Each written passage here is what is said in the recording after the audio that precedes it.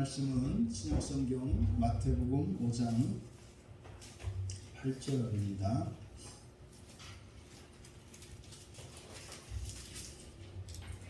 같이 마태복음 5장 8절 말씀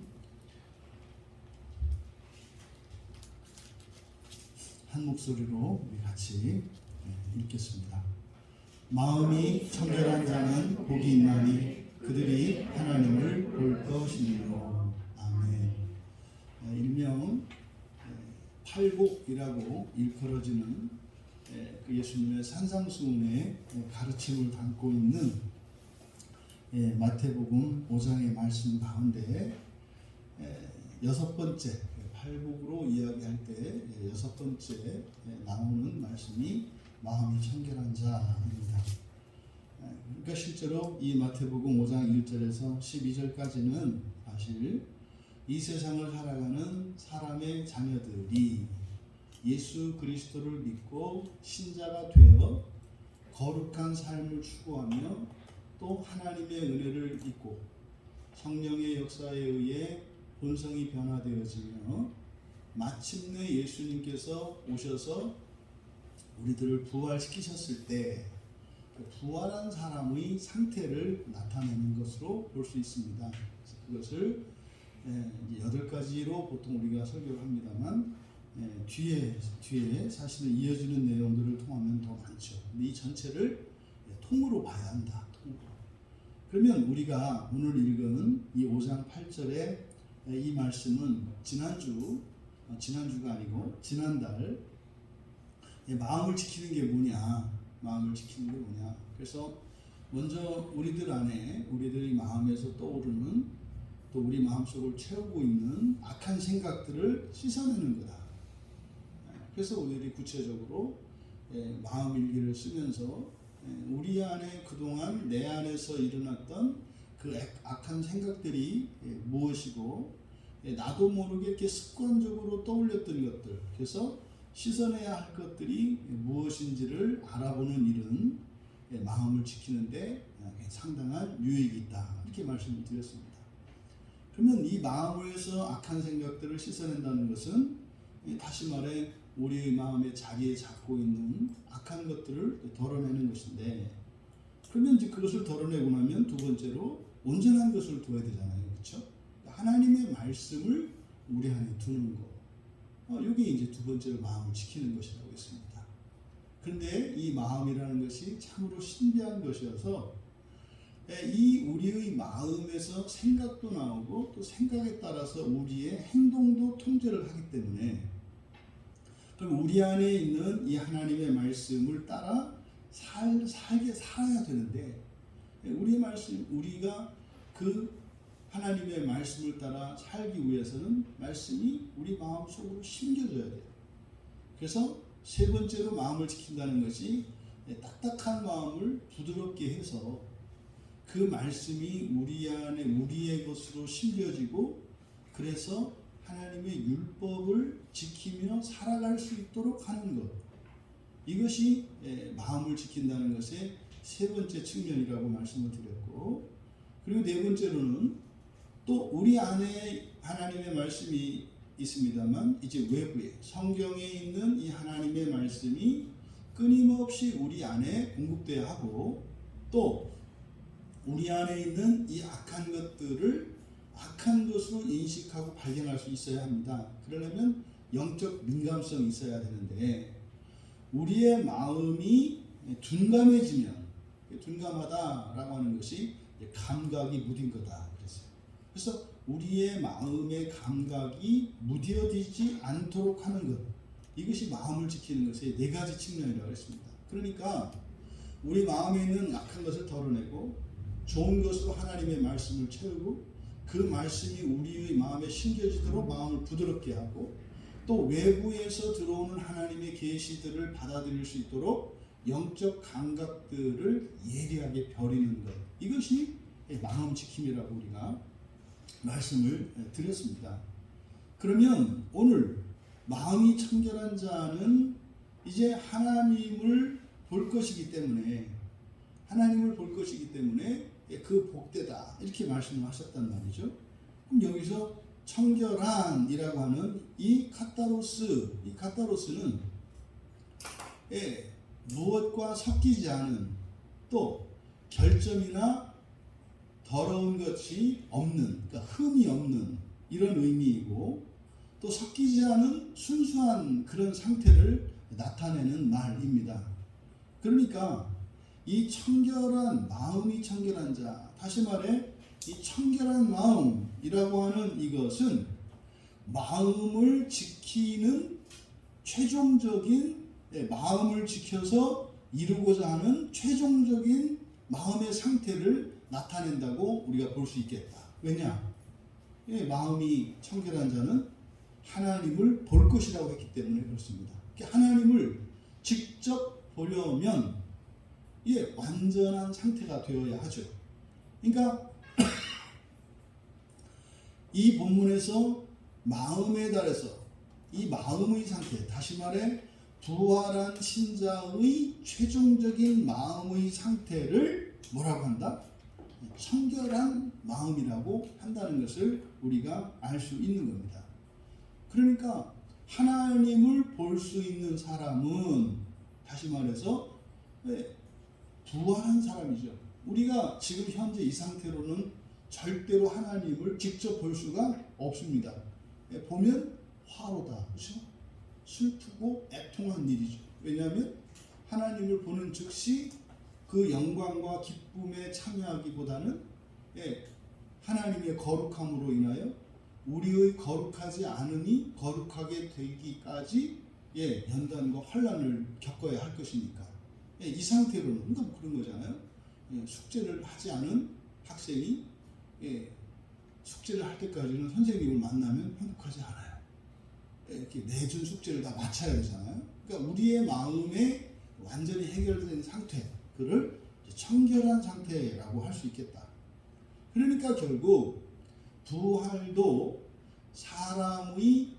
부활과 사람의 마음의 상태가 직접적으로 상관관계가 있다는 것을 알 수 있는 거예요. 그럼 우리가 부활이라고 했을 때 몸도 새로운 몸을 입겠습니다만 우리의 인격도 완전히 새로운 인격을 가지게 되는 것이고, 또 구조적으로 우리의 마음도 어떠한 상태가 되어 있는 거죠. 부활이라고 하는 것이.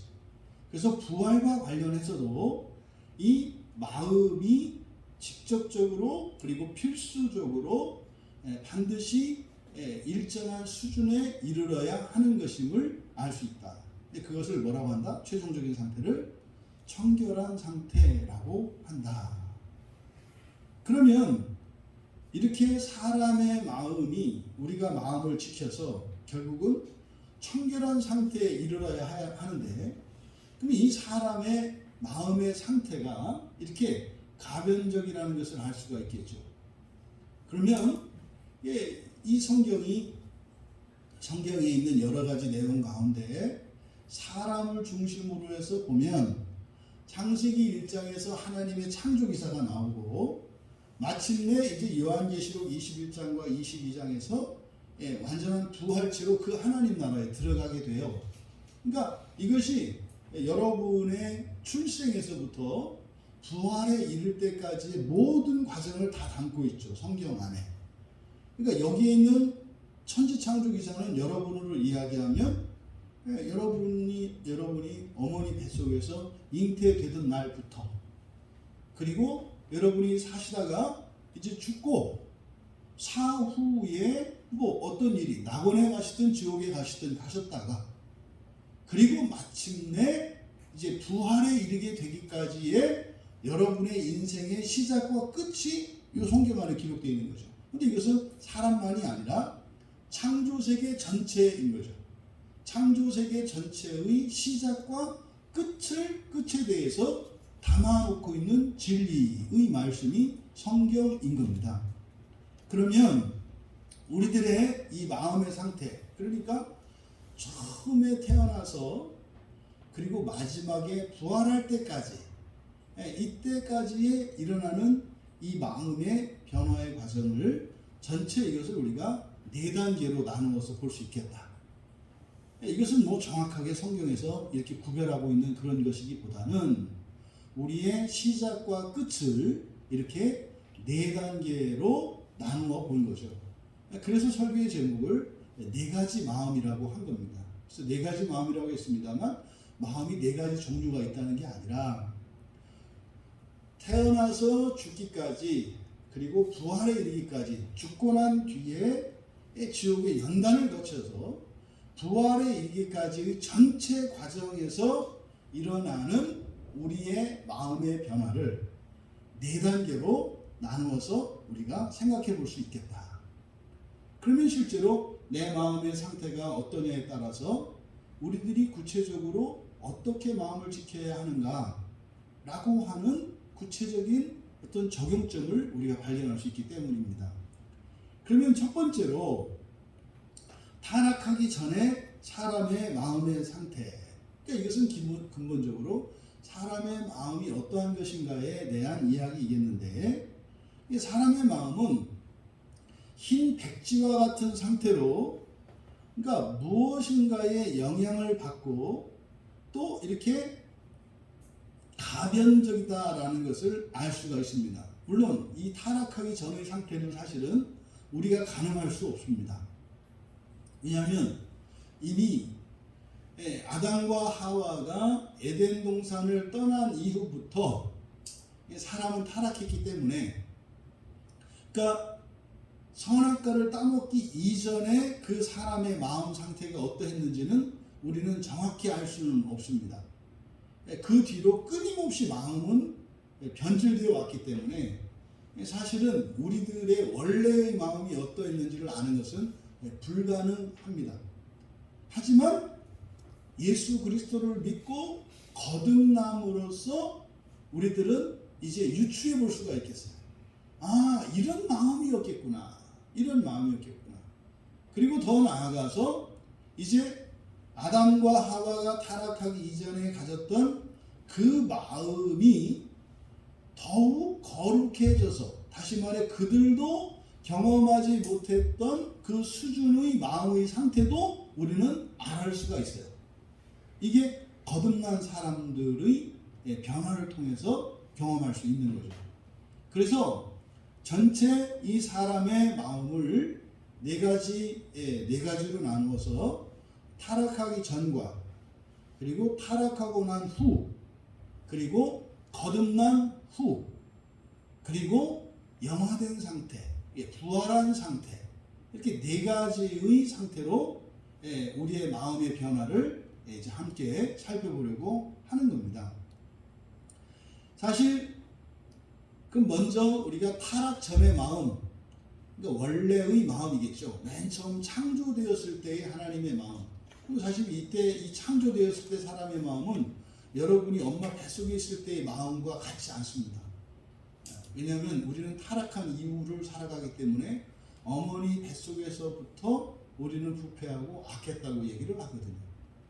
그러면 타락하기 전에 대한 그 마음의 정보를 성경에서 얻어야 되는데 그게 정확히 나와 있지가 않습니다. 이 마음이라고 하는 이 말이 성경에 맨 처음 등장하는 것이 창세기 6장 5절이에요. 창세기 6장 5절에 여호와께서 사람의 죄악이 세상에 가득함과 그의 마음으로 생각하는 모든 계획이 항상 악할 뿐임을 보셨다, 이렇게 말씀을 해요. 그러니까 이게 사람의 마음에 대한 성경의 최초의 언급입니다.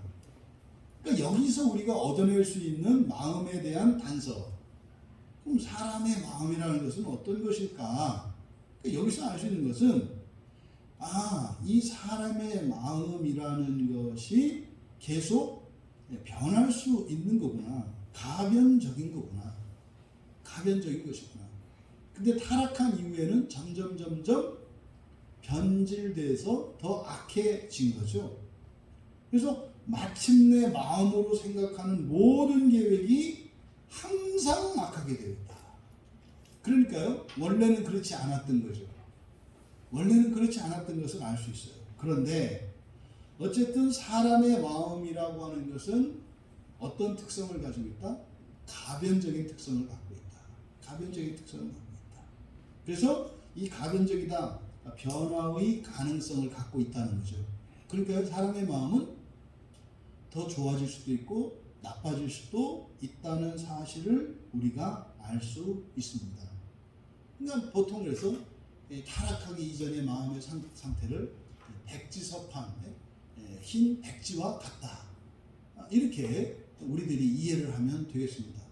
여러분, 도화지 한 장을 가서 뭐 돈 주고 사면 뭐 한 100원이면 몇백 원이면 사지 않겠어요? 근데 그거를 어린아이한테 주면은 이제 쓰레기가 돼서 쓰레기통에 버려야 할 것이고, 그죠? 세계적으로 유명한 화가에게 주면은 그 가치가, 그 도화지 한 장의 가치가 어마어마하게 올라갈 것이 아니겠습니까? 그러니까 우리들의 마음이 그런 거죠. 이 마음을 어떻게 우리가 다루느냐에 따라서 정말로 쓰레기와 같은 것이 될 수도 있고, 또 이것이 정말 아주 신기한 가치 있는 것이 될 수도 있다는 거죠. 사실은 이게 바로 뭡니까? 사람의 삶을 결정해요. 정말로 가치 있는 사람들로부터 존경을 받는 그런 사람이 있는가 하면, 또 정말로 사람들로부터는 오히려 손가락질을 받는 그런 사람들도 있지 않습니까? 근데 이런 일이 어디에서 일어나는 거예요? 마음의 변화에서 일어나는 거죠. 그래서 이 사람의 마음은 가변적이다. 원래부터 가변적이다. 그러니까 이것은요, 우리들 모두에게 적용하는 말이죠. 여러분의 마음은 가변적입니다. 근데 이 마음에서 일어나는 여러 가지 작용이 있는데, 거기에서 이런 생각도 떠오르고, 뭐 여러 가지 계획들도 한다 이 말이죠. 인격성이 마음에서 일어나는 거예요. 그러니까요, 사람의 생각도 바뀔 수 있고 행동도 바뀔 수 있고 다 바뀔 수 있는 거예요. 그러니까 원래부터 사람은 어떤 거예요? 그래서 변덕스러운 거예요. 근데 왜 변덕스러워요? 마음 때문에 그런 거예요. 마음이라는 게. 그럼 여러분, 이 마음이 가변적이라고 하는 여기에는 두 가지 가능성이 있는 거예요. 사람이 더 좋아질 수도 있고 더 나빠질 수도 있다. 지금 이 시간 여러분도 마찬가지죠. 여러분들이 여러분의 마음을 어떻게 변화시키냐에 따라서 여러분이 달라질 수 있습니다. 더 좋아질 수도 있고 더 나빠질 수 있다는 사실이죠. 두 번째로는 이 사람의 이 마음이라고 하는 것이 사람만 가지고 있는 게 아니라, 이 마음은 하나님도 가지고 있고 동물도 가지고 있고 심지어는 이런 식물들에게도 이런 마음이 있다고 해요. 그러니까 이 마음은 서로 교통하는 수단입니다. 통하는 수단이에요. 이렇게 식물과 사람이 이렇게 교통하고, 사람과 사람이 교통하고, 우리가 사도신조를 고백할 때 성령의 우리가 축도할 때 주 예수 그리스도의 은혜와 하나님 아버지의 사랑과 성령의 교통하심을 믿잖아요. 그러니까 성령의 교통이라는 것이 우리가 서로 통할 수 있게 하는 거예요. 서로의 마음을 알 수 있게. 또 심지어 그러니까 이 서로의 마음을 우리가 알 수 있게 하는 일이 누구의 작용이다? 성령의 작용이다. 근데 그때 어떤 수단을 통해서 우리가 서로 소통을 한다? 마음을 통해서 소통한다는 것을 알 수 있어요. 그러니까 근데 이 마음이라고 하는 것은 하나님의 창조 섭리에 따라 그 존재의 질서 안에 그 한계를 갖고 있습니다. 그래서 이 사람의 마음은 한계를 가지고 있는 제한적인 마음이에요. 한계를 가지고 있는. 그럼 사람의 마음은 사람의 한계를 넘지 못합니다. 그러니까 하나님의 마음이 있고 사람의 마음이 있고 동물의 마음이 있고 식물의 마음이 있다 이 말이에요. 근데 그 마음은 다 한계를 가지고 있어요. 그러니까 사람의 마음도 한계를 가지고 있어요. 그래서 이 마음으로 우리가 변할 수 있는 한계가 있어요. 고린도전서 2장 9절에 보면 기록된 바, 하나님이 자기를 사랑하는 자들을 위하여 예비하신 모든 것은 눈으로 보지 못하고 귀로 듣지 못하고 사람의 마음으로도 생각하지 못하였다. 이게 무슨 말입니까? 사람이 가지고 있는 이런 감각과 이런 감각기관들, 이 육체 또 마음까지도 한계가 있다는 거죠. 그래서 하나님의 모든 것을 우리가 감지할 수는 없어요.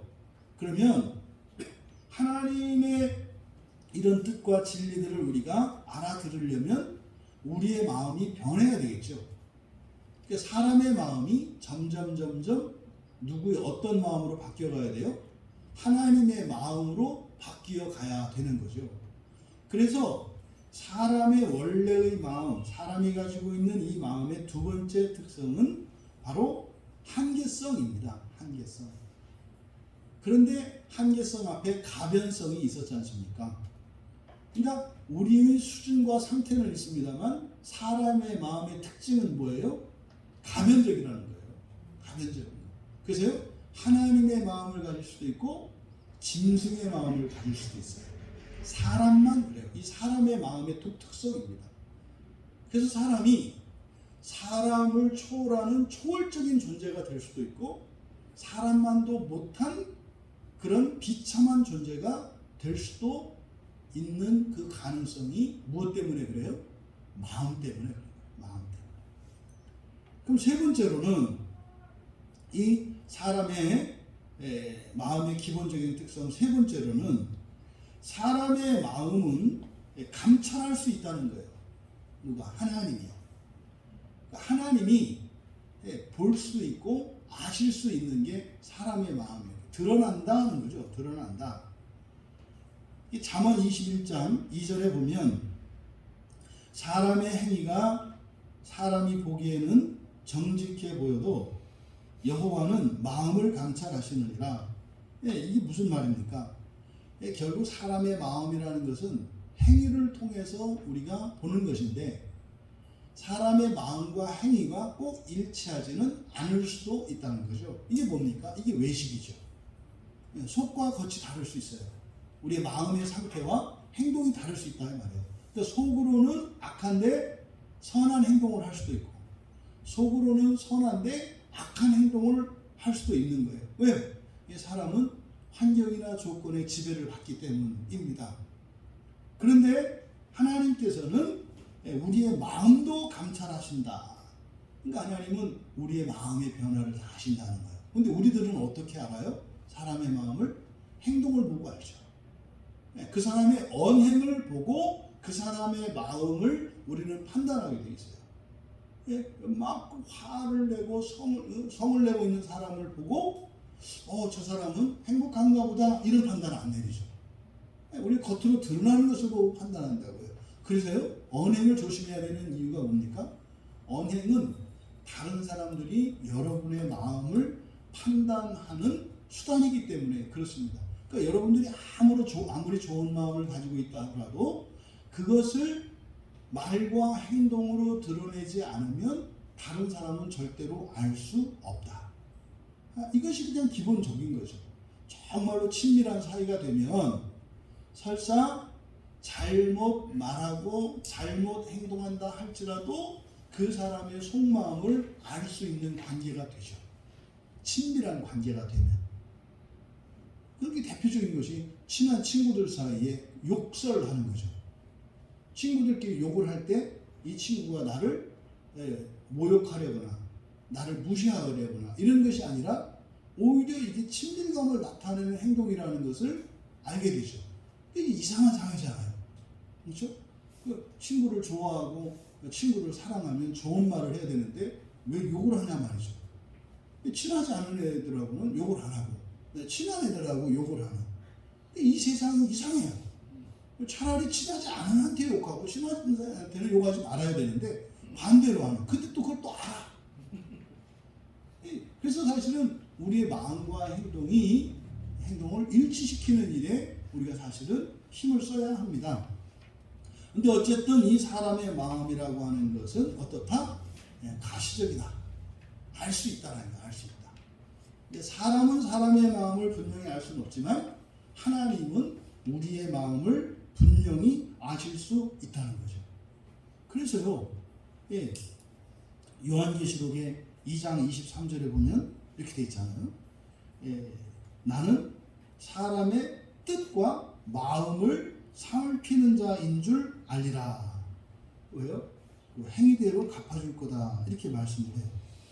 그러니까 우리의 마음까지도 주님이 다 아시고 우리의 행동을 심판하는 이유가 사실은 우리의 마음을 심판하고 하는 것인데 마음과 다른 행동을 할지라도 하나님은 우리의 마음을 아셔서 그 행동을 일으킨 그 악한 것에 대해서는 반드시 심판하신다는 거죠. 그래서 이 세 가지 가변성 그리고 한계성 그리고 가시성 이것이 우리들이 성경을 통해서 유추할 수 있는 사람의 타락하기 이전에 가지고 있는 사람의 마음의 세 가지 특성이라고 할 수 있겠어요. 그러니까 이 세 가지 특성은 모두 다 가지고 있는 거죠. 죄를 짓는 사람이나 죄를 짓지 않는 사람이라면 모두 다 가지고 있는 거죠. 그럼 이제 타락한 이후에 두 번째로 그러면 타락한 이후에는 어떻게 우리의 마음의 변화가 일어나는가? 앞서 읽어드렸던 것처럼 성경에 맨 처음 등장하는 이 마음이 창세기 6장 5절이라고 말씀을 했습니다. 창세기 6장 5절의 상태 그때는 어떻게 해요? 그의 마음으로 생각하는 모든 계획이 항상 악할 뿐이다 그랬잖아요. 그러니까 처음에는 악하지 않았는데 나중에는 항상 악하게 돼요.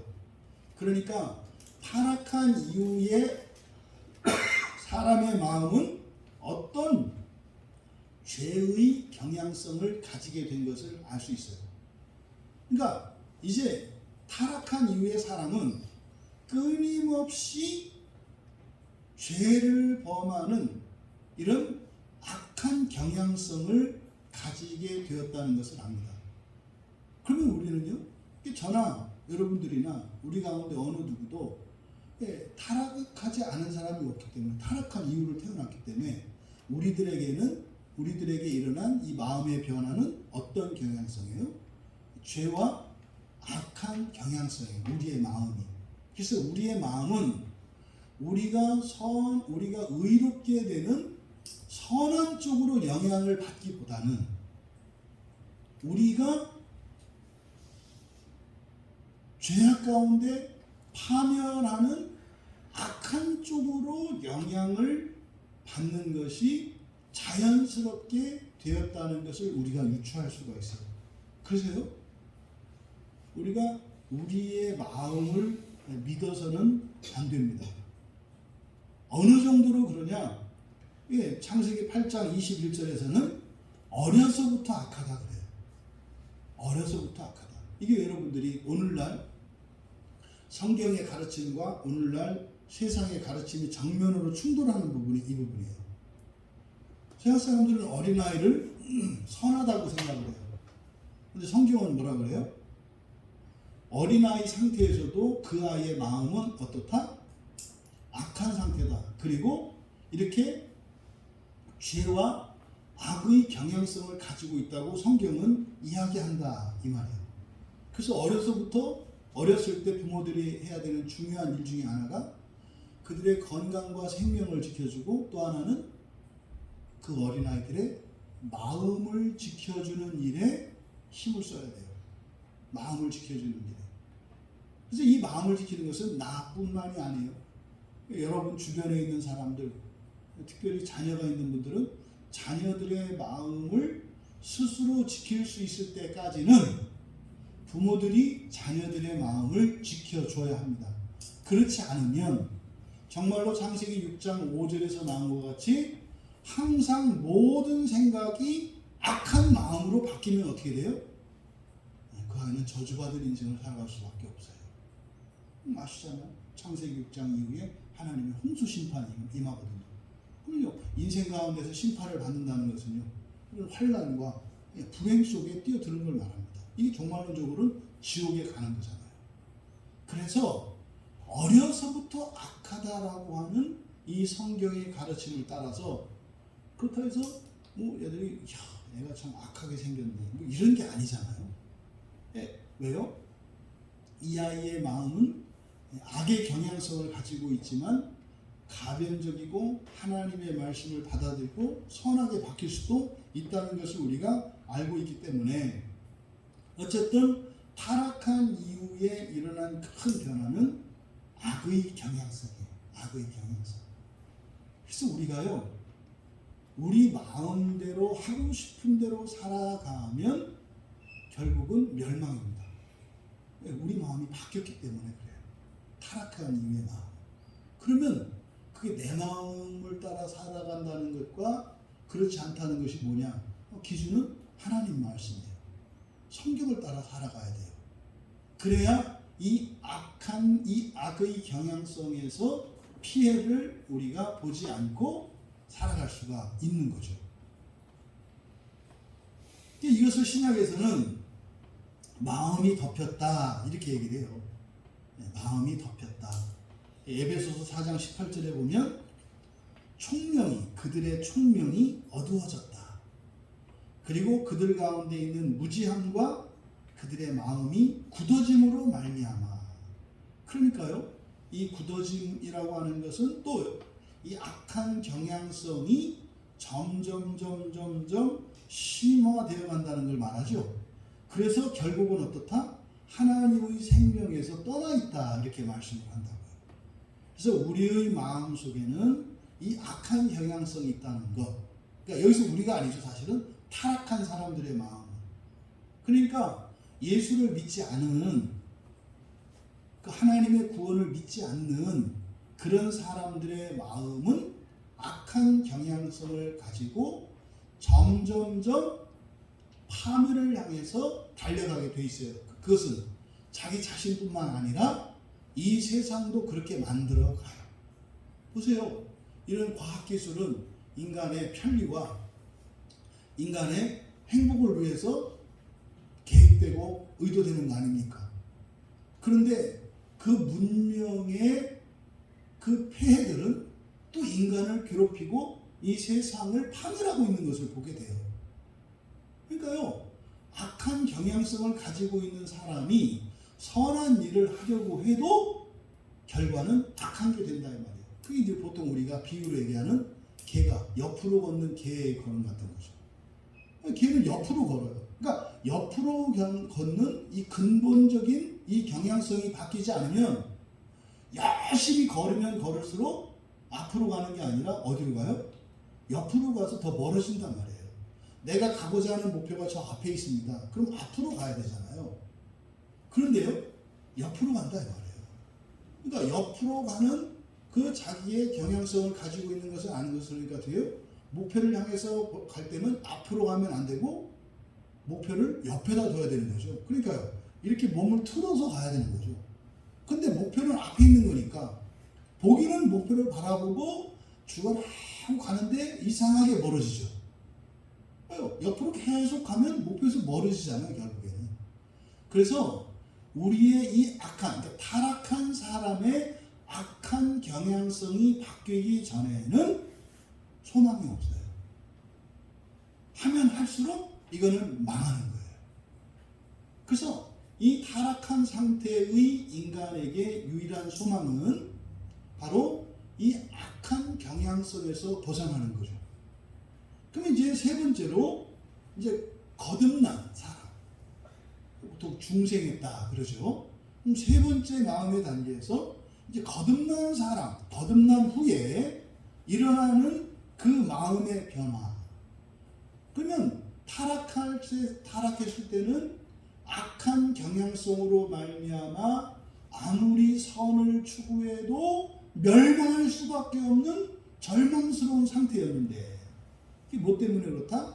악한 경향성을 가지고 있는 타락한 마음 때문에 그렇다 이 말이에요. 그런데 거듭나게 되면, 그래서 신약 성경에서는 거듭난다 이렇게 이야기를 하는데, 구약에서는 에스겔 11장 19절에 이렇게 말을 합니다. 이렇게 말씀을 합니다. 내가 그들에게 한 마음을 주고, 이렇게 얘기해요. 한 마음을 주고, 그리고 그 속에 새 영을 주며. 그러니까 거듭난다고 하는 것은 하나님께서 주신 마음에, 그 마음에 새 영을 받는 거예요. 그러니까 악한 경향성을 가지고 있는 타락한 사람의 마음이 거듭나게 되면 그 마음 속에 새 영이 주어져요.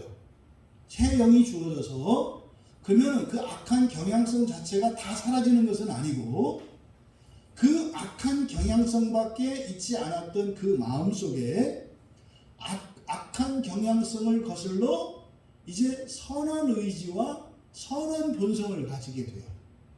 선한 마음을 가지게 된다 이 말이에요. 이것이 거듭난 사람의 마음 속에 일어나는 변화죠. 이게 그래서 이제 돌 같은 마음이 살 같은 마음으로 바뀌게 된다고 말씀을 하거든요. 그러니까 돌같이 딱딱했던 마음이 살같이 부드러운 마음이 되기까지는 오랜 시간과 여러 가지 과정을 거쳐야 합니다. 근데 그 시작이 뭐다? 한 마음을 주고 그 속에 새 영을 주시는 것. 이것을 신약에서 거듭난다. 이렇게 이야기를 하는 거죠. 그러니까 거듭난다라고 하는 이 말이 구체적으로 무엇을 의미하는지 구약의 도움을 얻을 수가 있는 겁니다. 이 사도 바울은 이것을 어떻게 말씀하느냐? 고린도후서 1장 22절에서 그가 또한 우리에게 인치시고 보증으로 우리 마음에 성령을 주셨느니라 이렇게 얘기해요. 그러니까 거듭난다고 할 때 에스겔 선지자가 우리에게 한 마음을 주고 그 속에 새 영을 준다고 그랬는데 그게 성령을 의미하는 것이구나. 그러니까 거듭난다라고 하는 것은 그래서 우리의 마음 속에 성령이 내주하시는 것을 의미하는 거죠. 그래서 고린도전서 2장 12절에서는 우리가 세상의 영을 받지 않고 오직 하나님으로부터 온 영을 받았다 이렇게 얘기를 한다고요. 세상의 영이 아니라 하나님으로부터 온 영을 받았다 이렇게 얘기를 해요. 이게 이제 거듭난 사람들의 마음인 거죠. 그러면 이 거듭난 사람들의 마음에 일어난 일은 뭐겠어요? 타락한 사람의 마음은 악한 경향성을 갖는 것이었는데 이제는 거듭난 사람들의 마음에 일어나는 변화는 어떤 변화겠어요? 선한 의지를 가지게 되는 거예요. 선한 마음. 그래서 우리들이 이 세상에 태어났을 때 악한 마음을 가지고 있었는데 예수를 믿게 되어 선한 마음이 우리 안에 생겨요. 그래서 우리 안에 끊임없이 선한 마음과 악한 마음이 싸우죠. 둘 다 내 안에 있는 마음이에요. 둘 다 내 안에 있는 마음이에요. 그래서 우리가 마음을 지켜야 한다고 하는 것이 그러니까 뭡니까? 악한 마음의 본성을 죽이고 새롭게 주어진 선한 마음의 본성을 따라 살아가는 거죠. 그래서 여러분 안에 이런 악한 마음과 선한 마음이라고 하는 것이 이런 과정을 통해서 참으로 그게 성경에 그렇게 기록되어 있는 말씀이구나. 그것을 여러분들이 알 수 있어야 한다. 그러니까 예수를 믿고 거듭난 사람이라 할지라도 악해질 수도 있어요. 다만 거듭난 사람들이 거듭나지 않은 사람들은 할 수 없는 거듭난 사람들만 할 수 있는 것은 무엇이에요? 선한 마음으로 선한 본성으로 우리의 마음을 변화시키는 거예요. 그러니까 마음 지키는 일은 누구만 할 수 있어요? 거듭난 사람만 할 수 있는 거예요. 근데요, 마음 지키는 일은 너도 나도 다 합니다. 용어를 달리 할 뿐이지 다른 종교에도 마음을 지킨다라고 하는 이런 어떤 수단들과 절차와 과정들과 그런 훈련들이 다 진행이 됩니다. 근데 거듭나지 않은 상태에서 그렇게 하면 할수록 어떻게 된다? 오히려 더 악해진다는 사실이에요. 이 거듭난 사람들에게 있는 이런 선한 마음을 가지고 우리는 살아야 한다. 그래서 여러분 안에 있는 이 두 마음을 잘 분별하셔야 되고, 또 마귀는 끊임없이 우리에 있는 악한 마음으로 우리를 악하게 변화시키려고 최선을 다합니다. 또 하나님께서는 돕는 천사들을 보내어 주시고 우리 안에서 성령께서 친히 역사하셔서 선한 마음으로 우리를 의롭게 하시려고 최선을 다하십니다. 근데 중요한 것은 이 선한 마음과 악한 마음을 결정하는 것은 여러분이에요. 여러분이 결정하셔야 돼요. 그래서 흔히 말하는 자유의지라고 하는 것이 어디에 있는 거예요?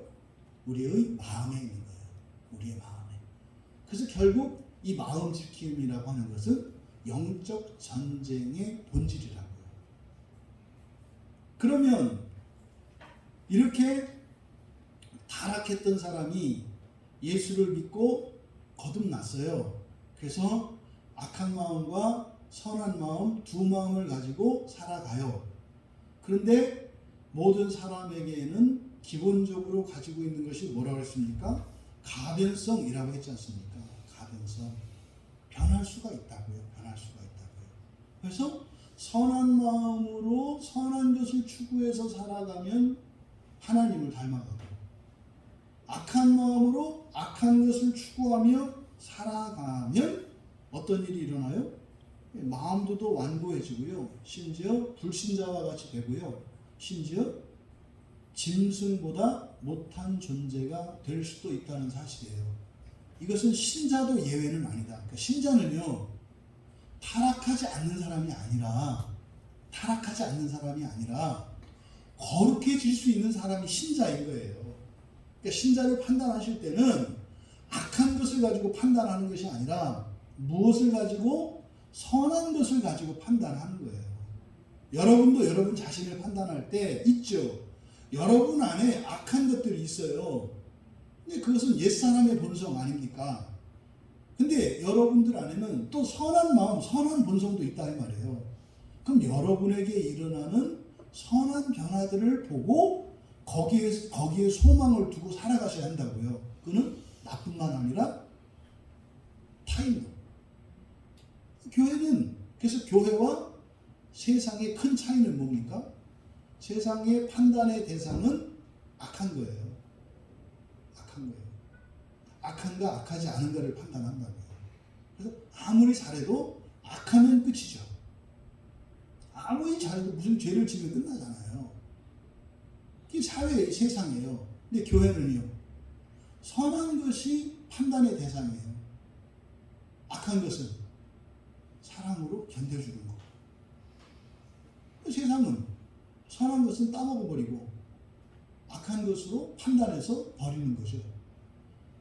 그러면 우리가 이제 예수를 믿고 이 선한 마음을 가지고 완전해지기 위하여 의를 추구하는 거죠. 그 완전이라고 하는 것은 하나님의 의입니다. 그것을 추구하면서 살아가게 되는데, 그러면 본문에서와 같이 마음이 청결한 자, 청결한 마음, 이것은 완전한 상태, 부활의 상태의 우리의 마음을 예수님께서 청결한 마음이라고 말씀하신 건데, 그러면 우리들이 부활하였을 때, 부활을 우리가 경험한 적이 없잖아요. 아직 부활된 사람이 없잖아요, 우리에게. 우리가 유일하게 알 수 있는 이 악한 마음과 선한 마음이 싸워서 선한 마음이 악한 마음을 다 이기고 우리가 우리의 마음을 잘 지켜서 하나님의 말씀으로 가득 차고 청결한 마음이 되었을 때, 그때의 모본이 누구예요? 예수 그리스도인 거죠. 그래서 우리들이 추구해야 되는 그 마음, 여기서 예수님은 청결한 마음이라고 하셨는데 그것이 곧 예수 그리스도의 마음인 거죠. 이것을 에스겔 36장 26절에서는 새 마음이라고 해요. 새 마음. 이때 새 마음은 똑같은 것을 교환해 주는 게 아닙니다. 완전히 질적으로 다른 것, 이 세상에 없는 것을 말해요. 그러니까 에스겔 선지자는 그것을 새 마음이라고 해요. 근데 히브리서 기자는 히브리서 10장 22절에서 참마음이라고 해요. 그러니까 에스겔 11장 29절에 에스겔 선지서 11장 19절에 중생한 것을 뭐라고 그랬어요? 한 마음을 줬다 그랬죠. 한 마음을 주고 그 마음에 새 영을 줬다 그랬지 않습니까? 요거를 거듭난 선한 마음이라고 그랬잖아요. 이것이 진전이 되어서 마침내 이루어지는 것이 에스겔 36장 26절에 있는 새 마음인 거예요. 그러니까 거듭난 사람의 거듭난 사람은 선한 마음과 악한 마음이 있는데 선한 마음을 계속 변화시켜서 악한 마음을 제거하고 그리고 이제 완전히 새롭게 되었을 때 그것을 뭐라고 한다? 새 마음이라고 한다. 또는 참 마음이라고 한다. 이게 바로 예수 그리스도의 마음인 거죠. 그래서 골로새서 3장 15절에 그리스도의 평강이 너희 마음을 주장하게 하라 그래요. 그러니까 그리스도의 마음의 핵심이 뭐예요? 평화입니다. 평화. 보십시오. 신자의 마음속에 두 마음이 있어서 끊임없이 갈등하고 다투잖아요. 그러니까 그리스도의 마음의 핵심이 평화다. 이 평화라고 하는 것은 뭡니까? 선한 마음으로 충만한 상태를 나타내는 거죠. 그래서 이 마음을 지키는 것과 관련하여 우리가 목표로 삼아야 할 예수 그리스도의 마음, 그 그리스도의 평강, 그 평화의 마음, 그것과 관련돼서 중요한 성경 구절이 골로새서 3장 15절과 16절 말씀이에요. 그리스도의 평강이 너희 마음을 주장하게 하라. 너희는 평강을 위하여 한 몸으로 부르심을 받았나니 너희는 또한 감사하는 자가 되라. 그리스도의 말씀이 너희 속에 풍성히 거하여 모든 지혜로 피차 가르치며 권면하고 시와 찬송과 신령한 노래를 부르며 감사하는 마음으로 하나님을 찬양해라. 바울 사도가 에베소서 1장 16절에서 19절에 걸쳐 그의 기도를 기록하고 있는데 그의 기도가 바로 우리의 마음을 예수의 마음이 담도록 한 것이었음을 우리가 알 수가 있어요. 에베소서 1장 16절에서 19절까지를 읽어드리면 내가 기도할 때에 기억하며 너희로 말미암아 감사하기를 그치지 아니하고 우리 주 예수 그리스도의 하나님 영광의 아버지께서 지혜와 계시의 영을 너희에게 주사 하나님을 알게 하시고 너희 마음의 눈을 밝히사 그의 부르심의 소망이 무엇이며 성도 안에서 그 기업의 영광의 풍성함이 무엇이며 그의 힘의 위력으로 역사하심을 따라 믿는 우리에게 베푸신 능력의 지극히 크심이 어떠한 것을 너희로 알게 하시기를 구하노라.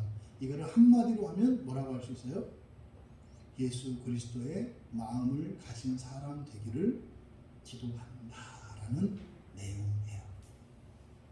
여러분, 우리가 우리의 마음의 상태를 네 가지의 상태로 나누어서 우리가 살펴봤습니다. 그러면 나의 마음이 왜 이렇게 되었고 또 나의 마음은 어떤 특성이 있으며 또 내가 이 마음을 가지고 어떻게 살아가야 할 것인가를 여러분들이 분명히 깨달아 하실 수가 있습니다. 이 우리가 마음에 관해서 이 성수주일 저녁에 함께 나누게 되는데 이것은요 여러분들의 성화에 실제적이고 구체적인 지침들이고 또 이것은 단순한 신앙인으로서 뿐만이 아니라 여러분의 인생과 우리가 살고 있는 이 나라와 민족과 이 시대를 변화시킬 수 있는 영적 전투에 관한 것임을 우리가 알 수 있습니다. 오늘 우리가 함께 나눈 이 네 가지 마음에 대한 그 이해를 가지고 다시 한번 여러분들이 여러분 안에 있는 새 마음으로 악한 마음을 이기며 예수 그리스도의 마음을 점점 닮아가시기를 주님의 이름으로 축원합니다. 우리 말씀을 생각하며 우리 기도합시다. 여러분 마음은 한계가 있어요. 분명히 한계가 있어요. 하지만 여러분의 마음은 가변성이 있어서 한계를 뛰어넘을 수도 있다고 하는 사실입니다. 뛰어넘을 수 있다고 하는 사실. 그런데요, 그래서 우리 마음을 헤아리고 변화시켜야 하는 게 아니라 하나님이 아신다, 하나님이 감찰하신다는 것은 감시자라는 의미가 아니라 여러분의 힘이 다했을 때 하나님이 도와주실 것이라고 하는 소망을 주는 말씀이죠. 하나님이 감시자가 아니라 구원자로서 내 마음을 살펴보신다는 것을 기억하시고, 하나님, 내 안에서 일어나는 이 선한 마음과 악한 마음의 싸움, 이것 때문에 내가 인생이 힘들고 괴로운데 참으로 이 마음에 대한 성경의 가르침을 통해 변할 수 있다는 것을 내가 믿습니다. 또 하나님이 내 마음이 거룩하게 변할 수 있도록 때를 따라 도우실 것이라는 것을 믿고 하나님께 소망을 두고 있습니다. 정말 예수 그리스도의 그 평강이 다스리는 그 마음에 이르기까지 날마다 내 마음을 새롭게 하여 주십시오. 내가 그 거룩한 마음을 지키는 일에 힘을 다하며 살아가기를 원합니다. 우리 같이 은혜를 구하며 또 결단하며 기도합니다.